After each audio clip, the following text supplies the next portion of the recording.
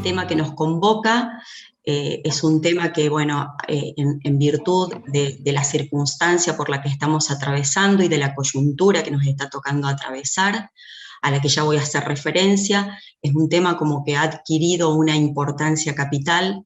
Entonces hoy la idea es compartir con ustedes algunas notas y algunas coordenadas en torno a una temática que es la innovación educativa o la innovación en educación, que un tema que me viene convocando e invitando desde hace unos cuantos años, que vengo incursionando sobre este tema, y bueno, espero poder compartir, en virtud de lo que el tiempo me permita, por lo menos como dice el título del webinar, algunas notas y algunas coordenadas para que podamos pensar juntos y juntas en el diseño y en la gestión de innovaciones educativas y en el desafío que esto significa.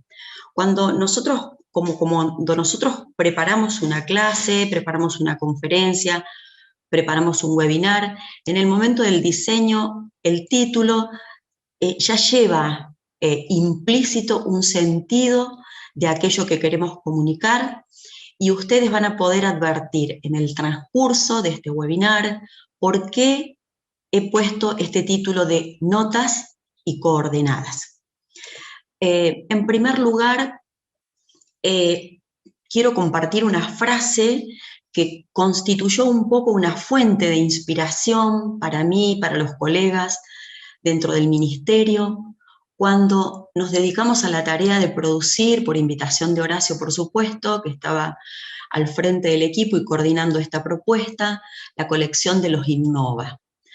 En ese momento, frente a la invitación de escribir esto para invitar a las escuelas de la jurisdicción y otras jurisdicciones, por supuesto que también, a emprender con propuestas, con proyectos innovadores, me aparece como por de pronto esta frase que estoy compartiendo en este momento en el slide. La frase es una frase de un fotógrafo, aparece acá al pie del slide el nombre, que es Pérez Siquier, es un fotógrafo español que de alguna manera representa lo que es la vanguardia en la fotografía. Me impactaron un conjunto de fotos, pero la foto que realmente me inspiró es la que ustedes están viendo acá en pantalla, y él pronuncia esta expresión o este fragmento. Para mí no ha sido necesario ir a países exóticos ni fotografiar a gente de otras pieles. Me he mantenido fiel a mi tierra. En ella he conseguido imágenes con trascendencia, porque en el cotidiano puede estar lo extraordinario.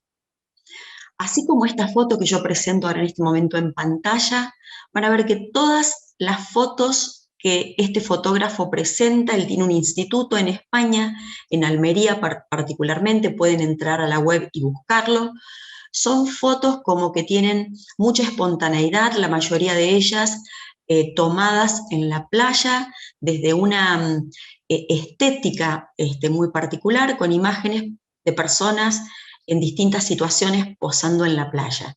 Pero sobre todo recuperar esta idea vinculada a la innovación, donde a veces el innovar no tiene que ver con grandes cosas como descubrir la pólvora, inventar la rueda o llegar a la luna, sino que es una invitación a trabajar en este camino de desmitificar el concepto de la innovación, de alguna manera como desacartonarlo. Para empezar a hablar de las innovaciones, cuando nosotros buscamos qué vamos a entender por innovación o desde qué lugar vamos a posicionarnos, ustedes se van a encontrar, sobre todo analizando los estados del arte, todo lo que se ha investigado sobre la temática, que hay tanta cantidad de innovación, de conceptos o de conceptualizaciones sobre la innovación como autores hablan de la temática. Por supuesto que conceptualizaciones diferentes entre sí, que apuntan a aspectos diferentes de la innovación, que realizan enfoques diferentes de lo que es la innovación. Pero esto nos lleva a darnos cuenta o a advertir que la categoría innovación como concepto es una categoría polisémica, que tiene un montón de acepciones. Y en esa gran cantidad de acepciones, nosotros elegimos como posicionamiento tomar la provisoriedad de la categoría. Es decir, la provisoriedad es una invitación a reconstruir la categoría innovación desde los aportes de los colegas, de los maestros, de las maestras, profesores, profesoras, aquellos que hacen escuela desde sus propios territorios. Y vamos a ver fundamentalmente este carácter provisional, porque la innovación depende de un montón de factores, un montón de variables. Y hay algunos aspectos que son fundamentales en esta conceptualización. Uno de esos conceptos que quiero señalar es el contexto, y el otro concepto que me parece importante o variable a tener en cuenta para hablar de lo que son las innovaciones es el escenario epocal. No es lo mismo hablar de innovación en el siglo XVIII, en el siglo XV, en el año 2020 o en el escenario que nos toca vivir ahora.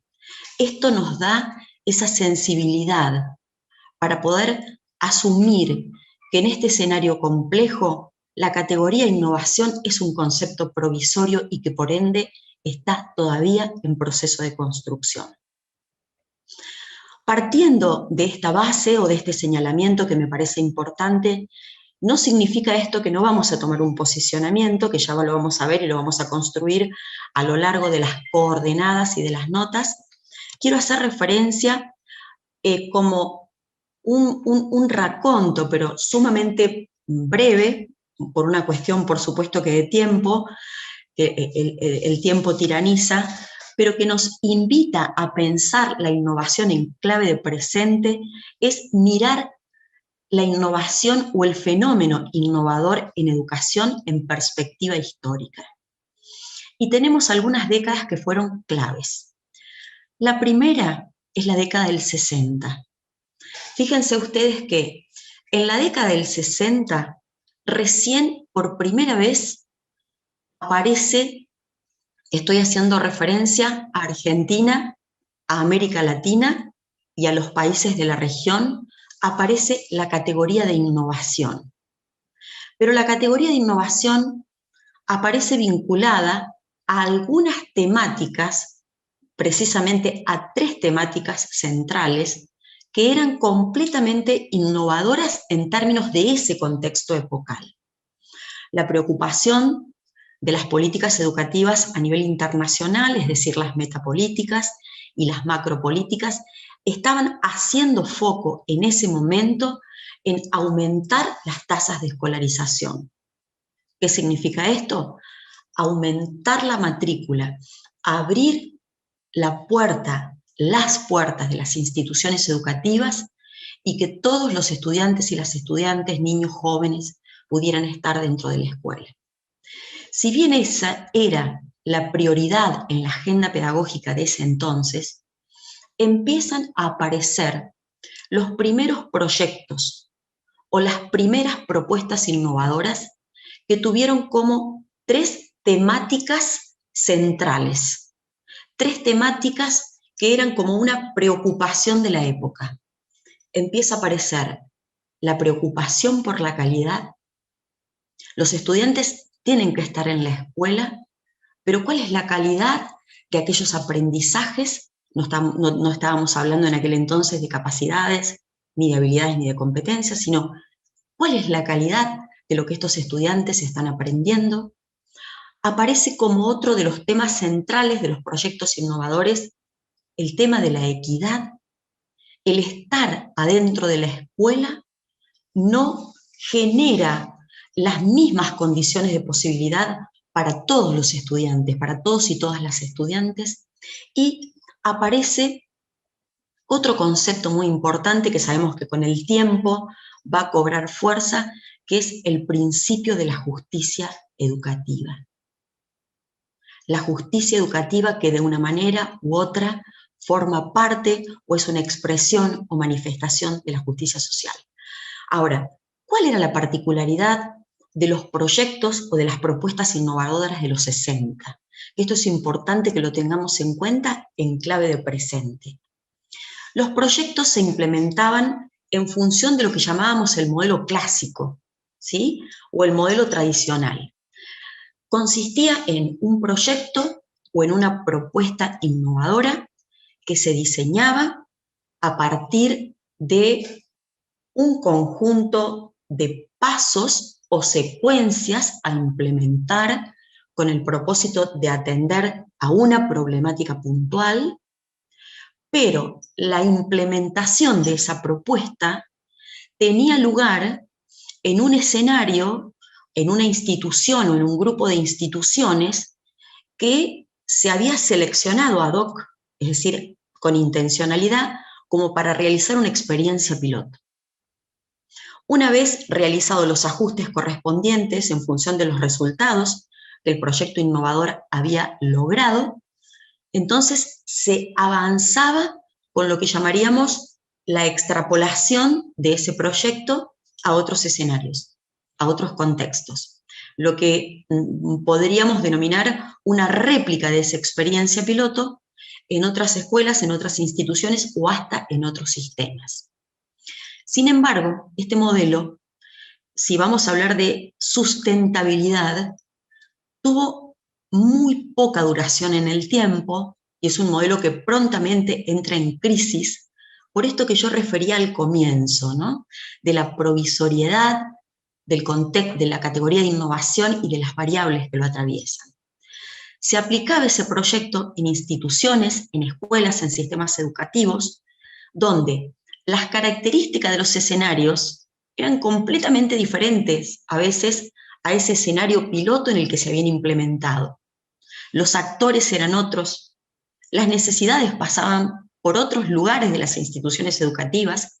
Entonces, la problemática surge en que los efectos de esos proyectos innovadores de los 60 resultaron de alguna manera trayendo como una suerte de lo que yo llamo una iatrogenia educativa, o una iatrogenia pedagógica, o una iatrogénica didáctica, según en el campo de la educación en que esa innovación se implementara. ¿Qué quiere decir una iatrogenia? Que el remedio resultaba peor que la enfermedad. ¿Por qué? Porque se estaban aplicando propuestas innovadoras en escenarios donde la problemática no era esa. Y las características culturales, sociales, institucionales, no tenían nada que ver con ese proyecto innovador. A partir de la década del 70 y del 80, surgen una nueva corriente innovadora, pero completamente diferente a la de la década del 60, y esta corriente innovadora se caracterizó, como les digo ahí en el slide, que primó el modelo reactivo, el modelo contestatario. ¿Quiénes fueron los principales protagonistas de los movimientos y de los proyectos de reforma innovadora de la década del 70 y del 80? Los maestros y las maestras, los profesores, las profesoras, un movimiento que nace desde las bases. Y si bien estas propuestas innovadoras se aplicaron en diferentes contextos, en el sistema formal, en el sistema no formal y también en contextos comunitarios, tuvieron como una suerte de común denominador, como un rasgo distintivo que podemos encontrar en todas estas propuestas. El primero, una fuerte actitud de reacción, o sea, reaccionaria, como digo en el slide, contestataria a una cultura academicista de la época, de lo cual podríamos hablar mucho y profundizar mucho más, pero no me voy a detener. Esa cultura academicista traía, por ende, un modelo de educación, un modelo de enseñanza que no permitía promover el pensamiento crítico en los estudiantes ni en los docentes. No permitía la reflexión, no permitía la autonomía. Y fíjense, un dato muy interesante. Todas esas propuestas, a diferencia de la década de los proyectos innovadores de la década del 60, contaban con herramientas mirando a la práctica, es decir, en busca de poder transformar la realidad. Alguna herramienta que permitiera transformar una realidad que desde la mirada de los actores de ese entonces consideraban que traía injusticia social o injusticia educativa. Era como una reacción a lo que hoy podríamos decir lo que era un modelo de educación bancaria, si lo pensamos desde la perspectiva de la pedagogía crítica de Paulo Freire. Avanzando un poquito más, hay dos autores que a mí me gustan mucho, que los he leído y que los vengo siguiendo y que por ahí se los recomiendo. Y acá con estos autores empiezo a señalar las primeras coordenadas que tenemos que tener, que deberíamos, es una invitación a considerarlas, y deberíamos tener en cuenta en clave de pensar innovaciones en este momento presente. Estos dos autores son Huberman y Havluk, que dicen que la eficacia y el éxito de las innovaciones depende fundamentalmente de tres factores. El primero de esos factores tiene que ver con que las innovaciones surjan desde las bases, o lo que se llama en innovación los movimientos innovadores, de abajo hacia arriba. El segundo rasgo, la segunda característica que de alguna manera nos aporta una cierta garantía de éxito a la propuesta, es que los protagonistas sean los propios actores.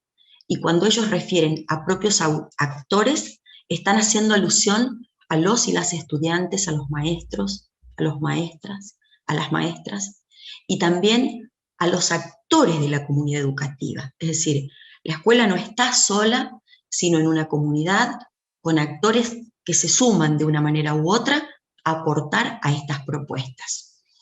Y el tercer aspecto que estos señalan es que esas propuestas pueden estar inspiradas, sin lugar a duda, en otros modelos, pero que no vayan a contracorriente, sino que respeten las expresiones y las manifestaciones culturales de esa institución educativa, de esa cultura institucional, de esa cultura comunitaria dentro de la cual la institución educativa se encuentra inserta. Para avanzar un poquito más y profundizar un poco las coordenadas, esto de pensar en innovaciones desde tantos puntos de vista, sobre todo conceptuales, ha llevado a plantear como clasificación de las innovaciones en diferentes grupos, en diferentes categorías o distintas taxonomías, según los diferentes autores, y teniendo como criterio de clasificación distintos puntos de partida. Yo voy a tomar una que es como que la más genérica, que nos sirve también como para pensar en nuestras instituciones algunas propuestas innovadoras que estoy seguro que van a descubrir un montón de semillas, las escuelas como germinadores de estas propuestas. Y en esa clasificación, una de las primeras cuestiones que se tiene en cuenta son innovaciones en función de la magnitud o del alcance que tiene la innovación. Es decir, el impacto que genera, cuál es la escala que involucra la innovación. En este sentido, vamos a tener aquellas innovaciones que son o que impactan sobre la macroescala, es decir, en todo un sistema educativo, desde los niveles más altos de lo que sería la macropolítica, pero también podemos involucrar a la microescala, la micropolítica institucional o las innovaciones que tienen un menor alcance y que están dentro de la escuela. Fíjense, algunos autores plantean que la condición de una innovación, punto de vista que no comparto, tiene que apuntar a la macroescala. Si no se trata simplemente de un proceso de reforma. El otro criterio es el origen de la propuesta innovadora. ¿De dónde nace esa propuesta innovadora? Y dentro de este criterio, o dentro de esta categoría, hay dos grandes clasificaciones. En primer lugar, lo que se llaman las propuestas o proyectos innovadores exógenos, o lo que se denomina también en innovación, que vienen de arriba hacia abajo. Es decir, desde la política jurisdiccional, desde la mesopolítica, hacia las instituciones. Y que las instituciones pueden implementar, por supuesto que teniendo en cuenta, como dije recién, las características o las particularidades de sus contextos y de sus propias instituciones. Pero por otro lado, están las que se denominan proyectos o propuestas innovadoras o experiencias innovadoras endógenas, que son aquellas que estos autores nos decían que nos garantizan una cuota de eficacia, de éxito de la propuesta, que son las que nacen desde las propias escuelas, donde los diseñadores de la propuesta son los propios actores, las maestras, los maestros, los estudiantes, los profesores y la comunidad. Hay otra clasificación que toma como criterio de clasificación el motivo por el cual se inicia un proyecto innovador o una experiencia innovadora. Una de ellas, dentro de esta categoría, un grupo de ellas, pertenecerían a aquello que tiene que ver con la existencia dentro de la institución de alguna problemática, de alguna tensión o de alguna necesidad que lleva a la institución a pensar en una propuesta innovadora para poder revertirla. Pero del otro lado, dentro de esta categoría, tenemos las que se denominan innovaciones por defecto. Las innovaciones por defecto son aquellas que se ponen en marcha cuando algún aspecto de lo institucional, alguna dimensión, algún proceso, alguna práctica, algún método está agotado. El cambio es inminente. Entonces, no como una propuesta pensada y diseñada o planificada, sino como una, digamos, como una salida tangencial de salvataje, las instituciones tienen que embarcarse en estos proyectos innovadores. Y el último criterio para agruparlas es qué tipo de cambio están buscando esas innovaciones. Es decir, hacia dónde van a poner el foco. Entonces, en esto tenemos un amplio grupo de subcategorías. Hay algunas innovaciones o proyectos que se enfocan en la estructura del sistema o de la escuela y en sus funciones. Otras hacen énfasis en los procesos y en las estrategias. Otras apuntan a cómo mejorar, sanear la convivencia, el clima institucional, los vínculos. Otras apuntan a los vínculos entre la escuela y la comunidad, otras a las propuestas de enseñanza, otras a la reforma del currículum desde la propia escuela, y así podríamos seguir enumerando. Ahora, con respecto a esto, es decir, a cuál es el foco al cual se orienta la innovación, es importante, me parece que la mejor manera de poder explicitar esto es con la metáfora de la piedra. La piedra que arrojamos al charco, la piedra que arrojamos a la laguna. ¿Vieron cuando nosotros arrojamos una piedra? Esta empieza a hondonear. Entonces es muy difícil, por no decir imposible, que nosotros hagamos foco en una innovación, en un aspecto, en una dimensión de lo institucional y que no hondonee tocando los otros aspectos o las otras dimensiones, porque debemos tener en cuenta que la institución educativa, la institución escuela, es un subsistema dentro de múltiples subsistemas, que sería también otro tema interesante para abordar y para desarrollar. Para sumar otra coordenada, ¿por qué digo coordenada? Porque la coordenada es como un punto de geolocalización que va a estar determinado por la longitud, la latitud y la altitud.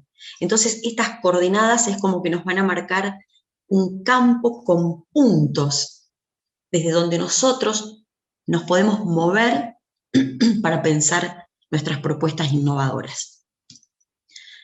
Hay algo que yo lo considero, esto es un aporte absolutamente personal, y tiene que ver con que a nosotros nos ha tocado como grupo humano, como generación humana, transitar la existencia en esto que se denomina la sociedad del conocimiento. Todos sabemos que es una sociedad que está asignada por los cambios muy profundos, muy vertiginosos, que están afectando a todos los órdenes de la vida del hombre, están afectando a todas las instituciones. Por ende, la escuela no está al margen de esto. Y ya me voy a detener por qué voy a apuntar en esto a la escuela. Ustedes pónganse a pensar cómo la vertiginosidad de estos cambios en lo económico, en lo social, en lo político, en lo educativo, en lo religioso, en lo científico, en lo tecnológico, se ha colado por las rendijas hasta de nuestra propia vida cotidiana. Pensemos en nuestras propias prácticas, en nuestras propias rutinas, cómo eran hace 10 o 15 años atrás y cómo esto lo transformó.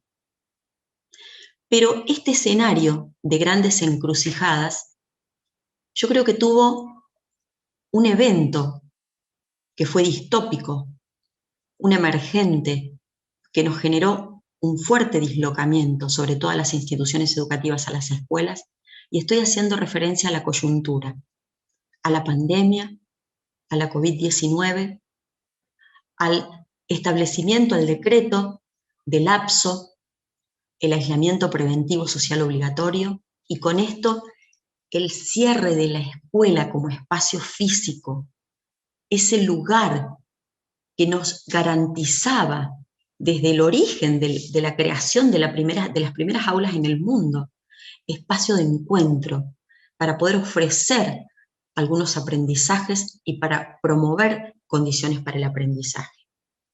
Entonces, esto ha puesto a la escuela en una situación profunda de encrucijada, y en una encrucijada que la tiene todo el tiempo en búsqueda de recuperar el equilibrio perdido, porque se esperan cada vez muchas más cosas de la escuela de la que se esperaban en los orígenes del sistema educativo.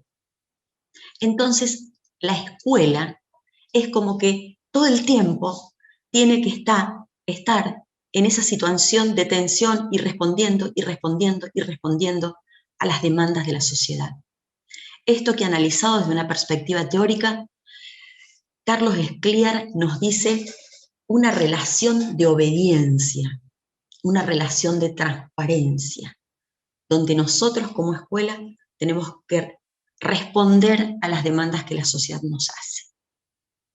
Y en el terreno de la innovación, mi invitación es dar vuelta a la hipótesis y que la escuela tenga una visión anticipatoria, en clave de prospectiva. Nosotros somos los que estamos en el terreno, tenemos todas las alertas rojas, tenemos todos los síntomas.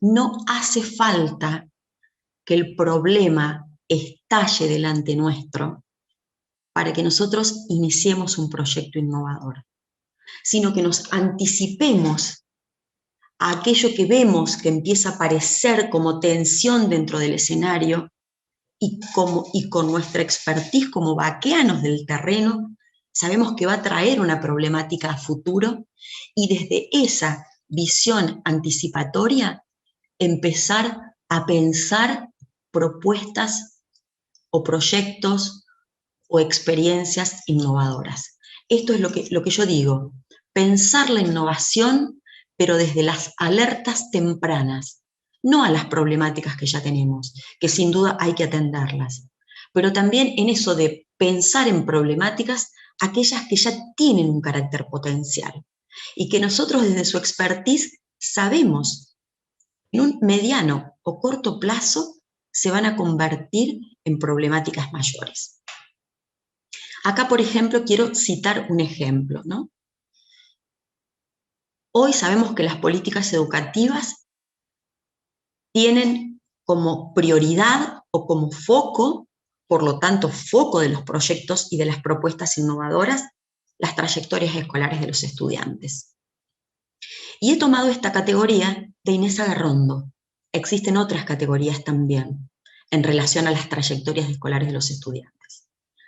Entonces, ella, en esto de estar alerta y tener una visión anticipatoria, una visión de poder mirar con antelación un horizonte al que podemos caminar antes de que esa realidad se venga hacia nosotros, es pensar, en primer lugar, en aquellos estudiantes que están en una situación o en una condición de marginación total, que en términos de Inés Agarrondo son aquellos que no están dentro de la escuela, que obviamente es una gran preocupación y que sabemos que esas cifras en nombre de la pandemia han aumentado según los informes que nos está dando la ONU.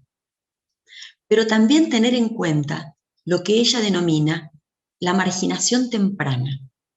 La marginación temprana es ese estudiante que viene a la escuela, ¿sí? que está dentro de la escuela, lo mismo que la marginación por inclusión, pero que está presentando dificultades en sus procesos de aprendizaje de contenidos, de aprendizaje de nuevos saberes, adquisición de nuevas habilidades y de nuevas competencias.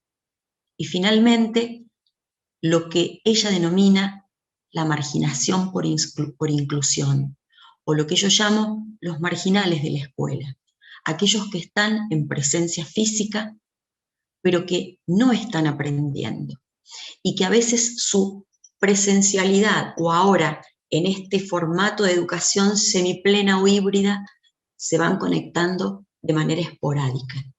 Bueno, estos focos, estas alertas rojas, son como puntos importantes o una coordenada muy importante que nos está haciendo pensar cómo podemos programar, proyectar una propuesta innovadora para evitar agudizar esta circunstancia que acabo de señalar. Con un carácter sumamente visionario, Juan Carlos Tedesco, ustedes saben que fue ministro de Educación de la Nación, él ya hablaba de la necesidad de promover políticas de innovación y nos hablaba de la urgencia de estas políticas de innovación y sobre todo una expresión que me parece muy bonita, que tiene que ver con democratizar la capacidad de innovar, que es lo que juntos estamos haciendo en esta tarde. Una innovación más al alcance de la mano, no como una categoría tan acartonada. Y él decía que esto es fundamental por dos razones. En primer lugar, por la importancia que tiene el conocimiento y el rol que ejerce el conocimiento en el proceso de producción.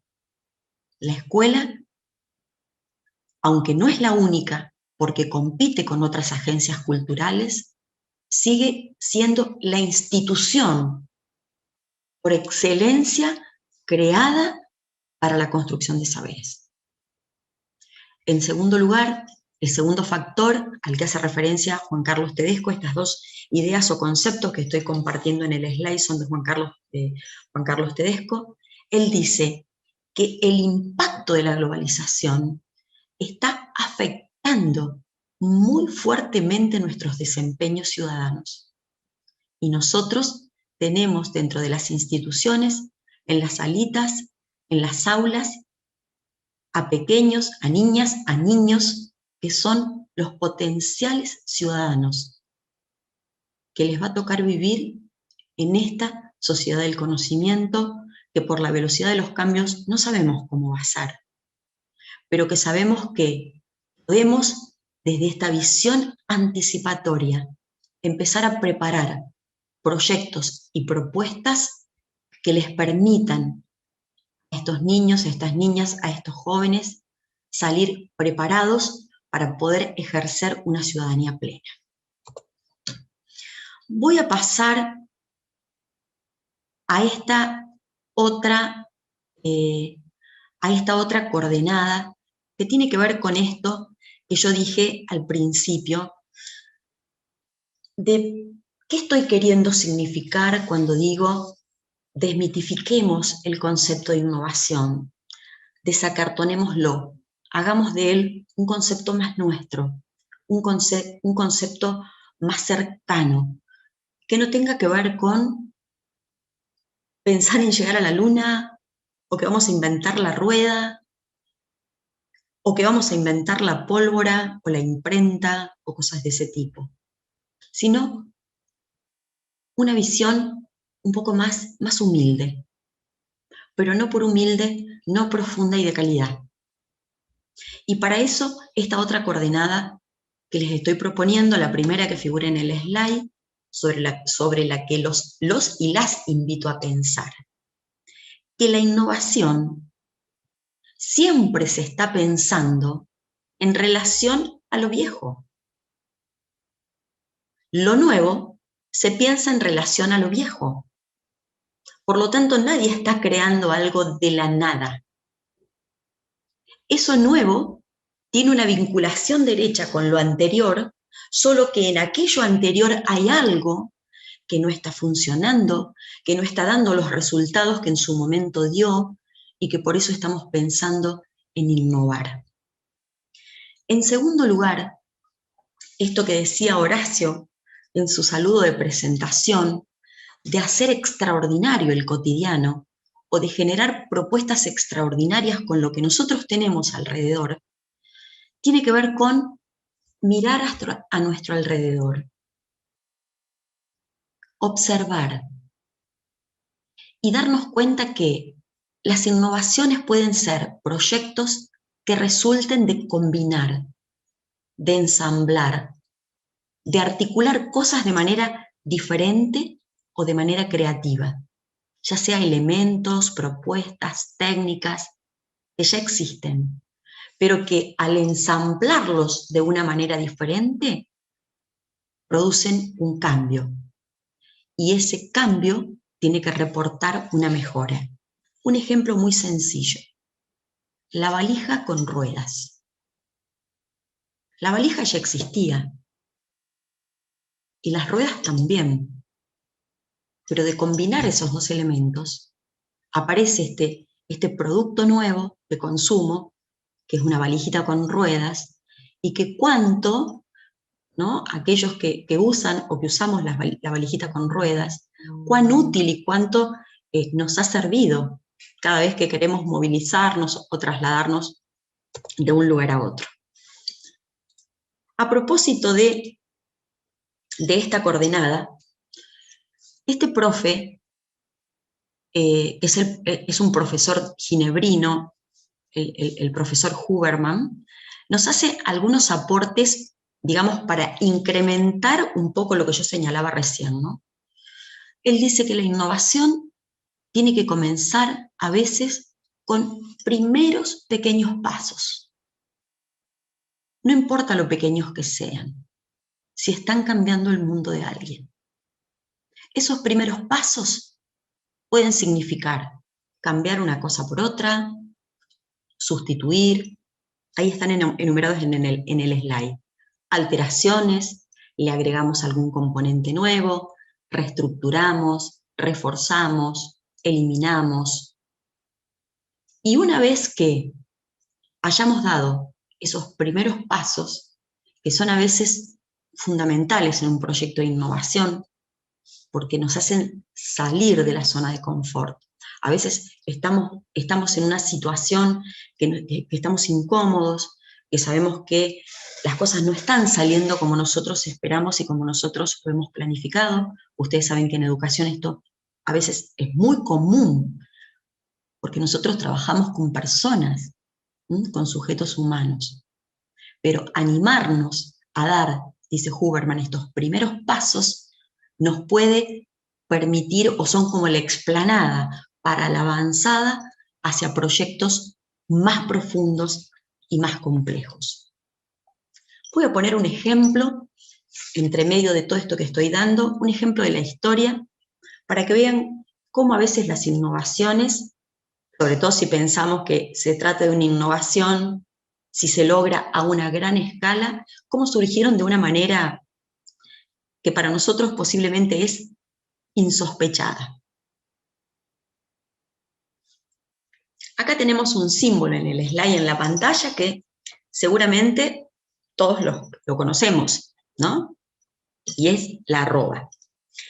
La arroba es un símbolo que aparece en casi todos los teclados y también aparecía en las máquinas de escribir. Quienes utilizaban la arroba eran los ingleses en sus máquinas de escribir, porque la arroba era empleada en reemplazo de la vocal a o de la preposición en. Pero el origen del símbolo es árabe y significa, es una unidad de medida, que significa cuarta parte. Uno de los significados de este símbolo. No hace mucho, en el año 2000, este profe de historia, que también se los estoy marcando acá en el slide, Giorgio Stadl, encuentra con que en otros lugares de Europa el símbolo arroba era empleado como sinónimo de una ánfora. Una ánfora era otra unidad de medida que hacía referencia a la cantidad. Y el símbolo, ese símbolo que estamos viendo en pantalla y que todos usamos hoy tan cotidianamente, aparece por primera vez en la historia en una carta en el año 1536, donde un comerciante italiano, Francesco Lapium, enviaba 3 barcos que iban desde Sevilla hasta Roma. Esos barcos transportaban toneles de vino que venían de América y él detallaba la cantidad de toneles que enviaban, la cantidad de litros hablaríamos hoy, pero sería de ánforas que enviaba, entonces aparece el signo de la arroba. En el año 1971, Ray Tomlinson, que es un informático, es decir, trabaja en cuestiones vinculadas con todo lo que es el software, buscaba la manera de crear una primera casilla electrónica. Pero ¿cuál era el problema que a él se le presentaba? Que en la casilla electrónica, como ustedes saben, ¿qué es lo que figura? El nombre del usuario, en segundo lugar, el dominio, donde vamos a ubicar esa cuenta, y en tercer lugar, el lugar de donde procede. Entonces él decía, ¿cómo hago para separar todos estos componentes? Entonces empezaron a mirar los teclados y había un símbolo, porque ¿qué es lo que se necesitaba? Un símbolo que estuviera en todos los teclados, pero que nadie lo usara. ¿Y quién apareció? Nuestra vedette, la arroba. Estaba en todos los teclados, nadie la utilizaba, era un elemento del entorno, y esta es la primera casilla electrónica que se crea en el mundo. Tomlinson @bbn-medio-tenexa. Y la primera experiencia se hizo mandando un correo electrónico desde una habitación a otra que estaba contigua.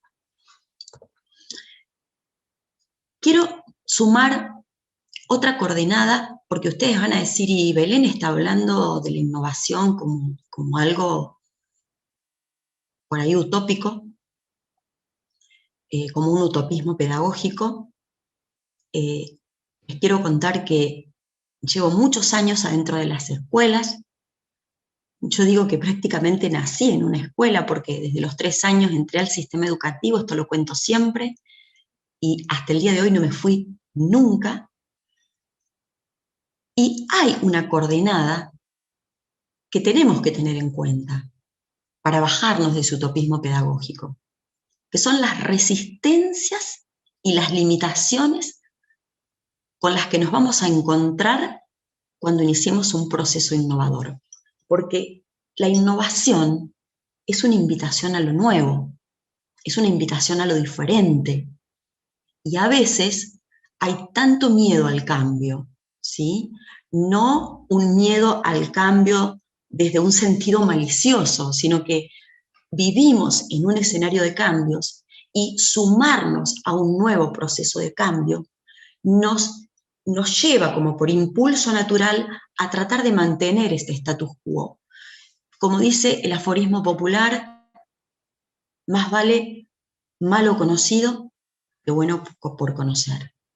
Entonces es muy probable que los y las innovadoras, los docentes innovadores, las maestras innovadoras, los equipos directivos innovadores, los equipos de gestión innovadores, tengan muchas resistencias al principio. Quienes les digan que no va a poder, que eso es imposible, los tiempos, los espacios, los horarios, la movilidad de los estudiantes. Pero sin embargo, en nombre de estas resistencias, quiero traer una frase que no por antigua no deja de tener plena vigencia, y hago una aclaración entre guiones o como tirando una nota al pie, que no adhiero a todos los postulados de Maquiavelo, pero fíjense lo que Maquiavelo nos decía con relación a las innovaciones.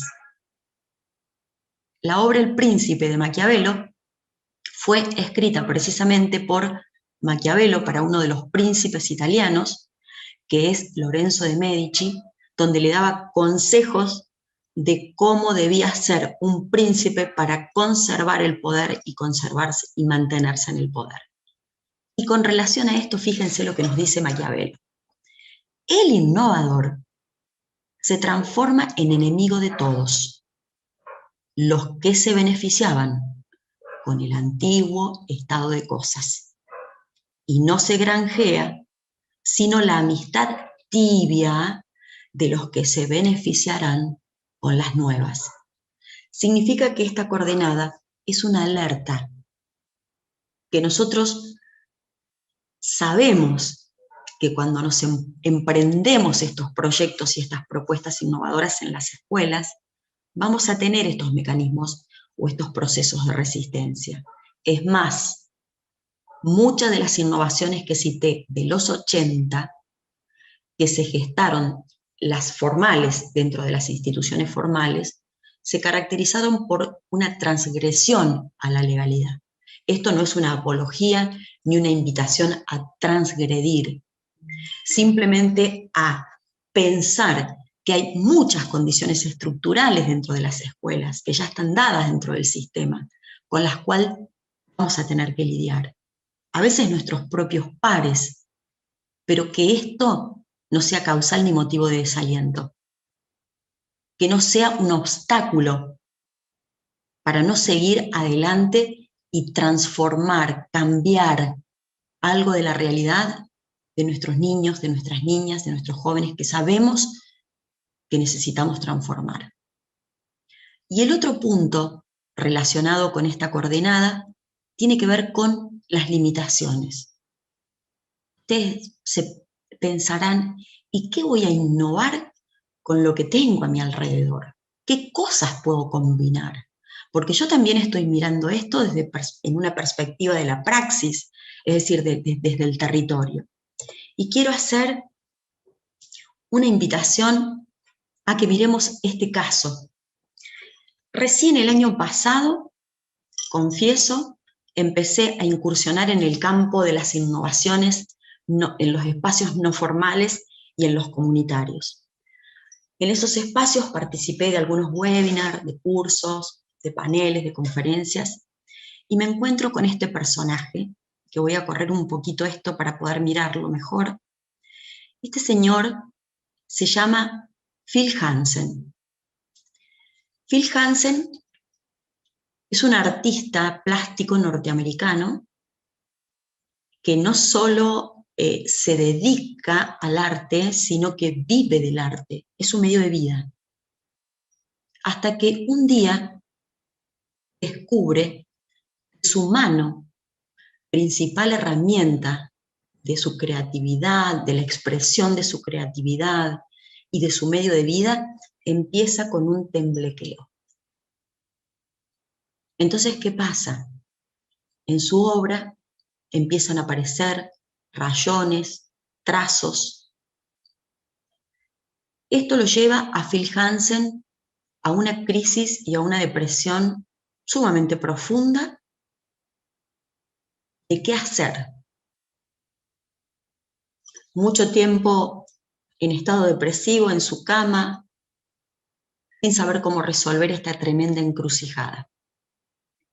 Y acá viene a colación un principio de la arquitectura. Cuando yo escuchaba a Phil Hansen, digo, acá está en vigencia ese principio de la arquitectura. La limitación es la clave de la creatividad. Cuanto más limitaciones tenemos, más creativos nos volvemos. A propósito de esto, hago un paréntesis. Creatividad e innovación son categorías familiares que están emparentadas entre sí, pero no son lo mismo. La creatividad podríamos decir que es el preámbulo de la innovación. Es el momento cuando decimos wow, de la eureka, de la idea brillante, de ese pensamiento de cómo haríamos para transformar la realidad.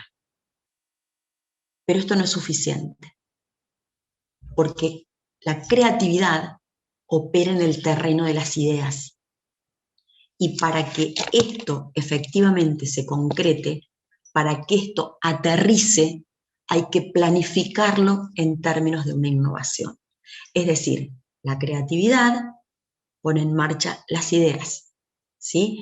Esas epifanías, esos pensamientos que de pronto fluyen en nosotros para hacer cosas diferentes y cambiar nuestra realidad. Pero para que esas ideas creativas se concreten, o cuando esas ideas creativas se concretan en una propuesta, ahí se pone en marcha un proyecto de innovación. Y volviendo a lo que nos decía Phil Hansen, fíjense, él toma un punto de partida. Aceptar el temblor es una de las expresiones de él, porque él padece de una enfermedad degenerativa, es decir, que su problema iba a ir en aumento. A partir de aceptar el temblor, decide adoptar otro enfoque de lo que es la creatividad. Este principio que yo decía, a mayor limitación, mayor creatividad dentro de la arquitectura. Y estas son frases o expresiones tomadas de él, de conferencias de él, donde él dice, después de pasar de un único enfoque de arte a un enfoque de creatividad, cambiaron completamente mis horizontes artísticos. Y empezó a trabajar con una técnica que es muy conocida, seguramente cuando la nombre ustedes van a decir que la conocen, que es el puntillismo. Por supuesto que en un primer momento no eran puntos, sino que eran rayas, precisamente por su temblor. A partir de eso, él descubre que la innovación, a partir de la limitación, se pone en potencia. Entonces él decide. Fíjense, la primera frase de la transformación de Phil Hansen es lo que le dice su neurólogo. Su neurólogo le dice, acepta el temblor, abraza el temblor y trasciéndelo. A partir de esto, Phil Hansen empezó a crear una lista de autolimitaciones.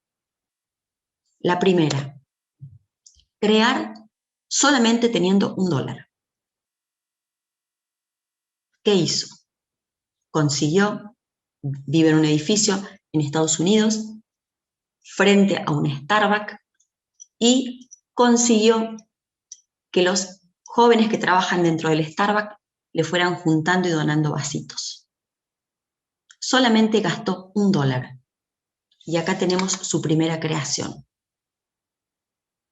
Con lápiz negro, aplicando la técnica del puntillismo, y la base de los vasitos de Starbucks, los une y crea esta obra de arte, o esta expresión artística tan maravillosa.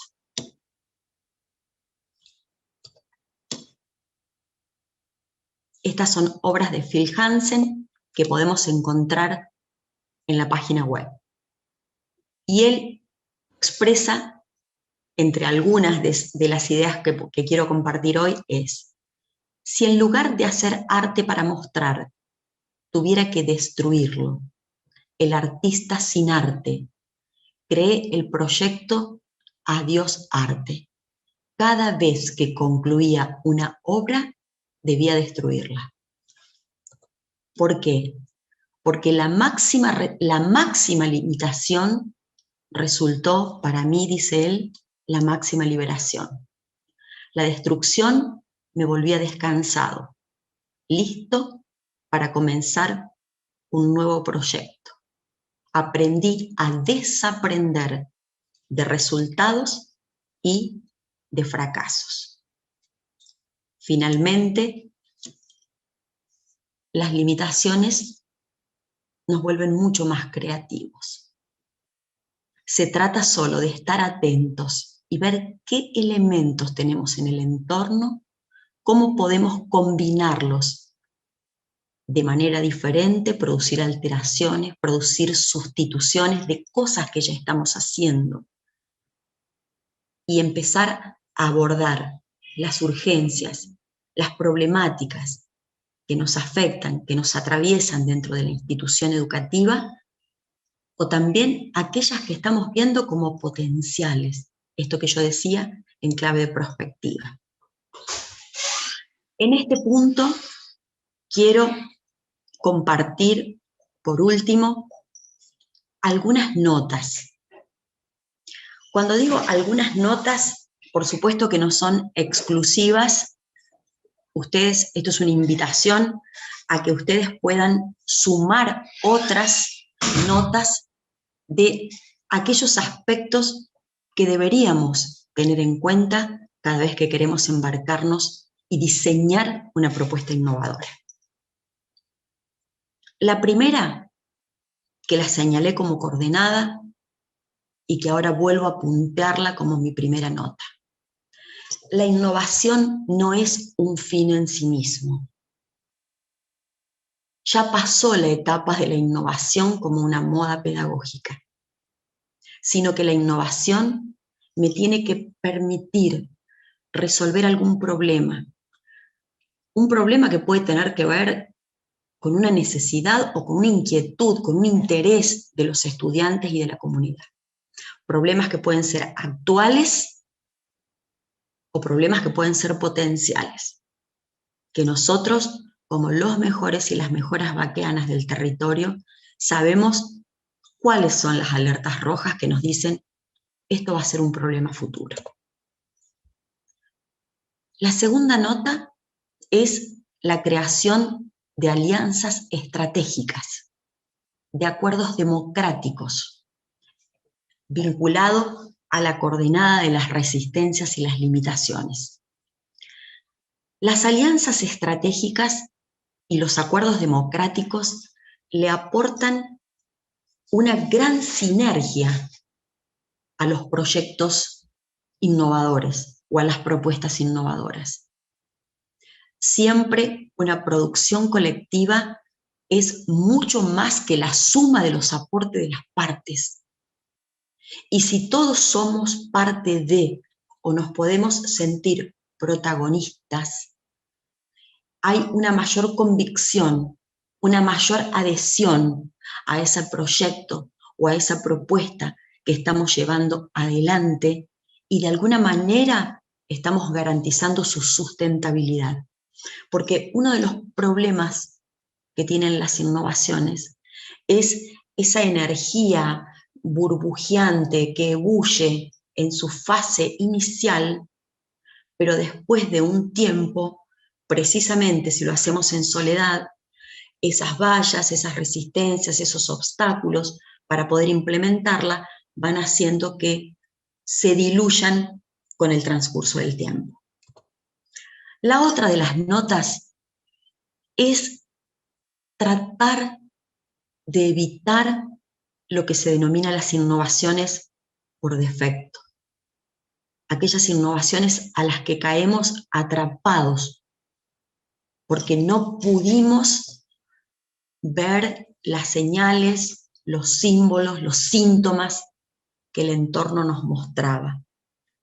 Por lo tanto, el cambio requiere de una planificación muy minuciosa, pero a la vez flexible. Cuando digo planificar la innovación, tiene que ver con que los destinatarios, al mismo tiempo que protagonistas e involucrados, somos personas. Entonces, esto trae una cuota muy importante en relación a esto, y de ahí la importancia de la planificación, de lo que Philip Merien nos denomina la responsabilidad pedagógica. Otra de las notas que me pareció importante señalar es, cuando yo planifico el cambio, tengo que tener, en términos personales y en términos de colectivos, un objetivo claro. Yo voy hacia ese lugar, pero ¿cuál es la mejora realmente que quiero hacer? ¿Cuál es la transformación que quiero generar? Y no solamente un objetivo claro, sino, para que no nos gane el desaliento, plantearme las metas intermedias, es decir, aquellos pequeños escalones o peldaños que van a ir siendo como una suerte de indicadores en ese camino a alcanzar el objetivo. ¿Cuáles son las metas de logro intermedias,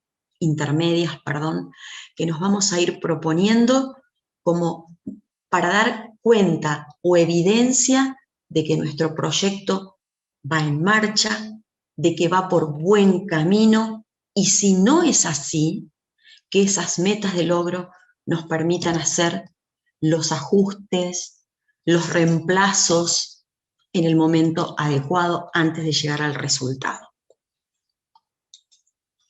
Otra de las notas que quiero compartir con ustedes, si el slide, hasta ahora veníamos muy bien, pero generalmente es muy cámara lenta.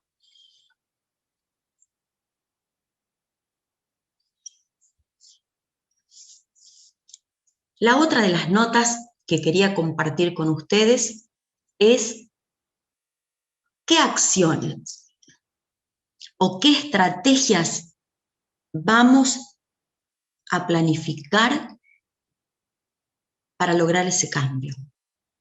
Y vuelvo a decir lo mismo. La estrategia no tiene que tener un fin en sí misma, sino que, por el contrario, la estrategia tiene que apuntar a aquellos objetivos de cambio, a aquellos objetivos de mejora, aquello que nosotros pretendemos transformar, cambiar, sustituir a partir de un proyecto educativo innovador, de una propuesta o de una experiencia innovadora.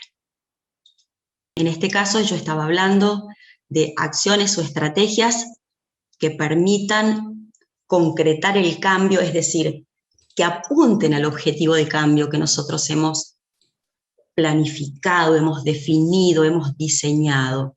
No una estrategia porque resulta bonita, porque en la escuela nos viene bien hacerla, sino que realmente vaya al nudo de la problemática, y que por supuesto ir al nudo de la problemática tiene que ver con ese objetivo de mejora que nosotros nos hemos planteado en la planificación de una innovación. Otra cuestión que es muy importante, yo me aparto de aquellos teóricos que hablan del rigor científico. Yo prefiero hablar del monitoreo y de la comprobación y de la evidencia de logros. Es decir, esto nos va a permitir dar cuenta y darnos cuenta cómo se va desarrollando ese proyecto, cómo va nuestra propuesta de enseñanza, qué está logrando la comunidad, qué está logrando nuestro grupo de estudiantes, qué están logrando nuestros profes. Y precisamente en relación a esto, bueno, todas las evidencias de logro que podamos ir colectando en relación a esto, y elaborar lo que yo llamo la documentación de los procesos y de los resultados. Yo estoy segura, muy segura, que ustedes están pensando todas las cosas maravillosas, las experiencias que yo llamo memorables, que en este momento están desarrollando dentro de las escuelas. Pero nosotros adolecemos en la profesión como de como un defecto profesional, yo digo de origen, medio fundacional. Hacemos mucho, muchísimo, pero registramos poco. Hay poca documentación de cómo fue el proceso, de cuáles fueron los resultados parciales, cuáles fueron los resultados finales, cuáles son las evidencias, pero no un proceso de documentación para el otro, que también llega una etapa en la que esto es importante, sino para nosotros. ¿En qué medida estamos logrando esa transformación de esa porcioncita de la realidad educativa o de la comunidad que nosotros queremos transformar? Y a partir de eso, otra nota importante, que es la sistematización.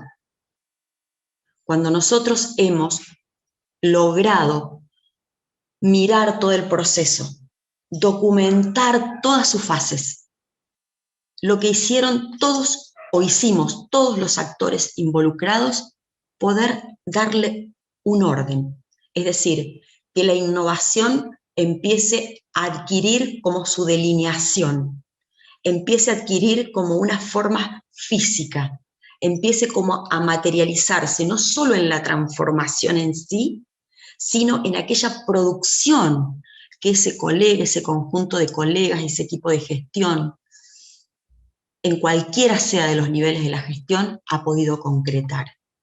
Y así, estas últimas notas que tienen que ver con algo que creo que es muy importante. Una de ellas es, bueno, aunque sea que lo puedan ver así, es esta que aparece al final. La socialización y la difusión entre los pares.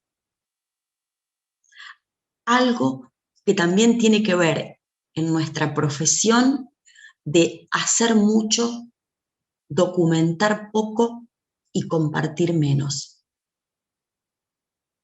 Hay experiencias increíbles que no han podido atravesar el muro de la escuela, que la comunidad no sabe todo lo importante que en el interior se está desarrollando, y generar esta cuestión, ¿no?, de redes, y de alguna manera de redes, de tender puentes, de crear enormes entramados y formatos que nos permitan esos espacios de socialización y de difusión. Yo acá tiré como algunas ideas a la mesa de discusión, pero pueden aparecer otras, como laboratorio de ideas, bancos de experiencias memorables, de innovaciones, bitácoras institucionales que empiecen a circular de una institución a otra y que nos sirvan como fuente de inspiración para que la innovación sea algo como parte del cotidiano. Porque como somos una institución educativa que nos llamamos escuela, las necesidades van a estar siempre al orden del día. Entonces siempre vamos a tener la razón o el leitmotiv para pensar en alguna propuesta innovadora. Yo les contaba una frase, ¿no? que fue como el móvil de inspiración cuando escribimos desde el Ministerio de Educación de la provincia la colección de los Innova, que tenía que ver con Pérez Siquier.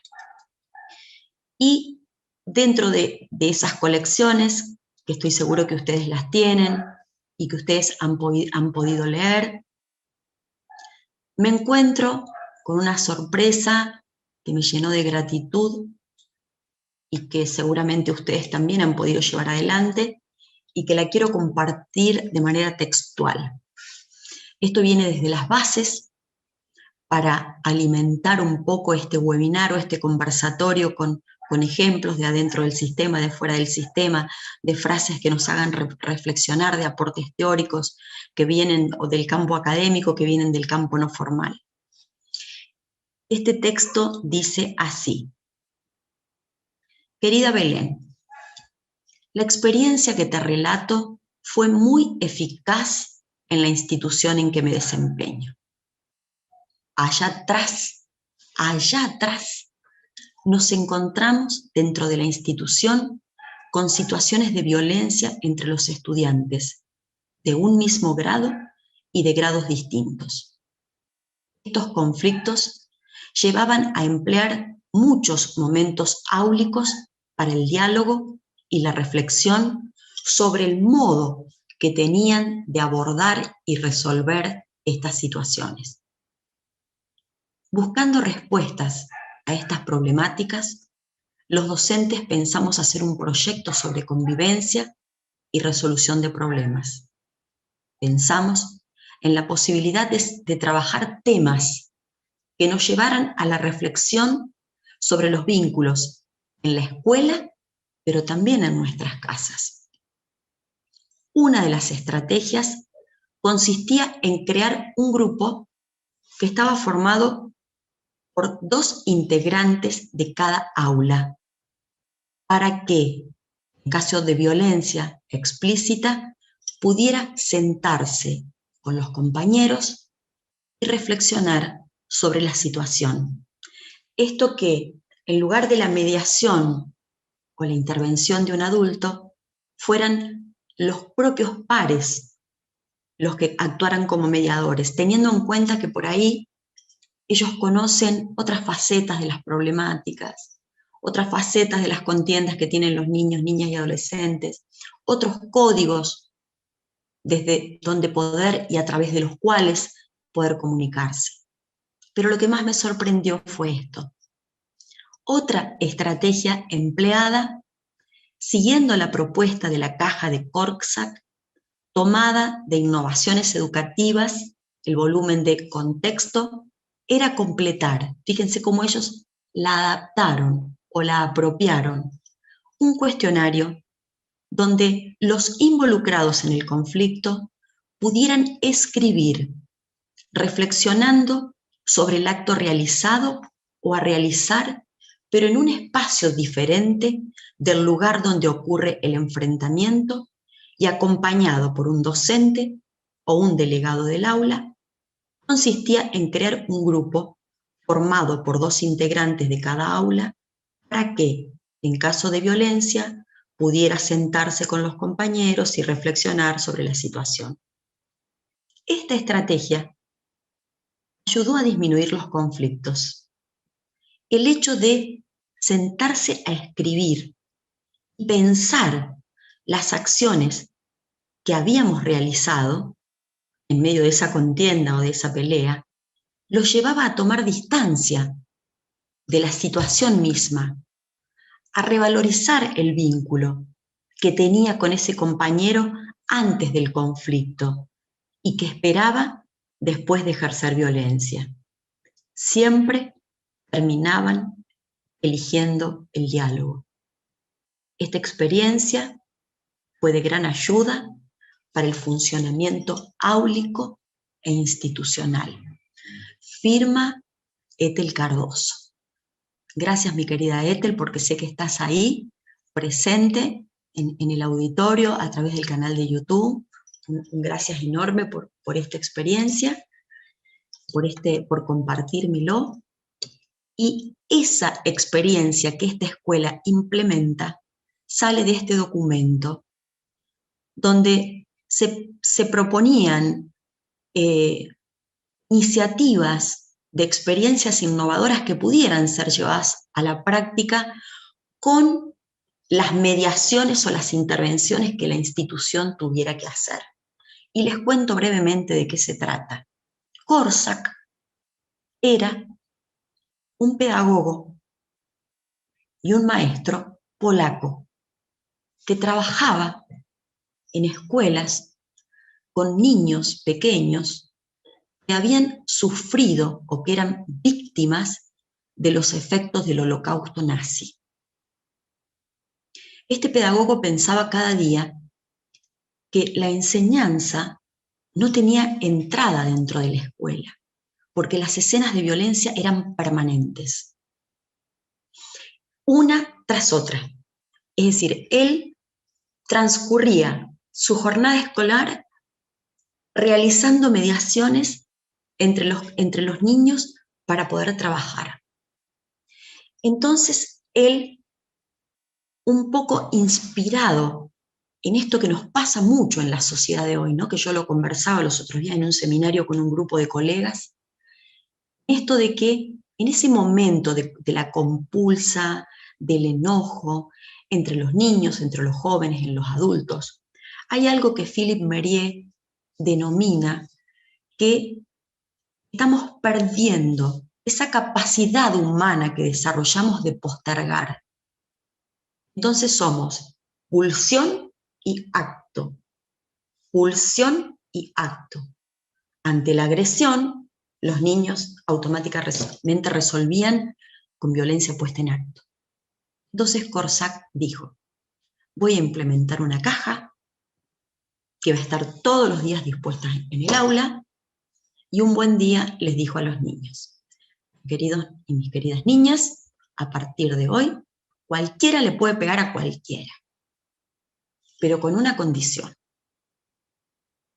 Antes de pegarle, tiene que sentarse, tiene que escribir con quién está enojado, cuál es el motivo de su enojo, y en virtud de ese motivo, la agresión que quiere provocar en su compañero. Él descubrió que este impas para la reflexión que hay entre la pulsión y el acto llevaba al niño a bajar, como nosotros decimos, a bajar muchos decibeles, o como dicen los españoles, bájale 3 rayas. ¿Por qué? Porque en el momento de la reflexión y de tener que poner en texto lo que me pasa, de tener que pensar lo que me está pasando, y sobre todo un poner en texto para otro, es como que empiezo a volver a mirar la situación de conflicto desde otra perspectiva. A partir de la caja de Korczak, este pedagogo difunde su experiencia porque pudo reducir enormemente los niveles de violencia, los niveles de agresión, y pudo comenzar a avanzar con sus propuestas de enseñanza. Para ir cerrando, terminando con algunas coordenadas que, como dije, hay muchísimas más, terminando con las notas que, como dije, hay muchas más, quiero aportar algunos fragmentos para la reflexión en esto que tiene que ver con pensar las propuestas innovadoras no como una teórica, como una académica, sino también desde la práctica, del territorio, desde pisar las escuelas, de años de pasillo, tiza, fibrón, pizarrón, recorridos. Esta frase es una frase de García Huidobro. García Huidobro es un teórico chileno que él se ha caracterizado o se ha enfocado en estudiar las reformas educativas y las innovaciones en Chile. Él ha estudiado puntualmente el caso chileno. Y efectivamente, a veces innovar nos genera una cuota de miedo, nos genera una cuota de inseguridad, nos genera como una especie de inercia natural a querer enfrentar el proceso. Y fíjense que acá posiblemente encontramos la explicación de esto. Él nos dice, en las escuelas están los niños, están mis hijos, están tus hijos, sus hijos, están mis nietos, están tus nietos. Las personas están dispuestas a arriesgar muchas cosas en la vida, pero no están dispuestas a arriesgar con ellos.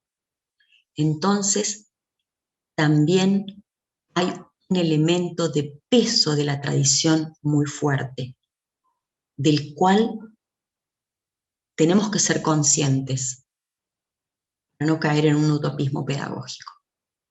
Y la importancia de la planificación de la innovación con rigor, con minuciosidad y con flexibilidad.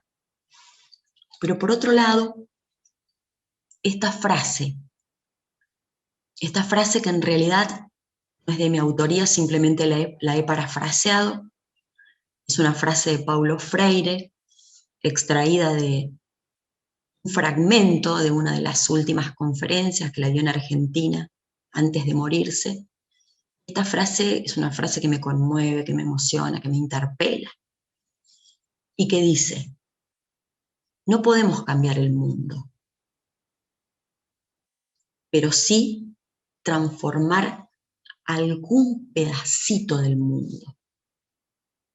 A lo que yo le agrego, a veces con un proyecto innovador podemos cambiar algún mundo, un pequeño mundo, algunos pequeños mundos.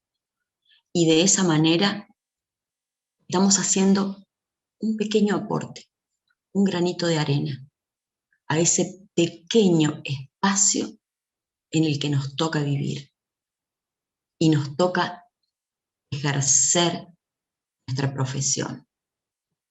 Y nosotros sabemos que muchos granitos de arena pueden levantar grandes montañas.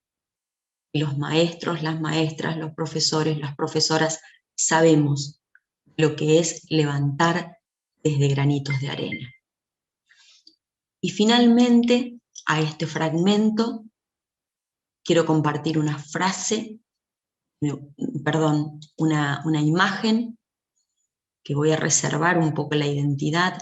La frase que compartí de Ethel, que es una experiencia que se realizó dentro de su institución educativa. La institución educativa es la institución Juan Bautista Alberdi, si mal no me equivoco, Ethel, que es de la localidad de Marcos Juárez. Los invito a escribirme y a enviarme todas las propuestas maravillosas y nobles que están realizando, porque estoy como construyendo bancos de experiencias innovadoras. Y una colega me comparte esta imagen. Esta imagen es un dibujo hecho por un niño de 11 años de nuestras escuelas. Cuando yo miré la imagen, sentí escalofrío. Es la imagen de un niñito de 11 años que mientras su seño estaba dando clase, él estaba dibujando. Cuando yo recibo y empiezo a interpretar esta imagen, a observar sus detalles y a preguntar datos del contexto, el niño estaba en una de las horitas en que va a la escuela a la presencialidad, en esto de la presencialidad semiplena. Si ustedes observan la imagen, el niño pareciera que tiene como estos protectores transparentes que utilizamos con fines sanitarios para la prevención del COVID, pero sus ojitos están cerrados, rasgados. Su nariz es una raya, no se identifica. Tampoco su boca está cerrada. Entonces le pregunto a mi colega, preguntale, ¿qué quiso representar él con esa imagen? ¿Cuál es ese significado profundo que yo no puedo descubrir a través del dibujo, sino que necesito de la palabra? Y el niño respondió. Esta imagen se titula La realidad de la realidad.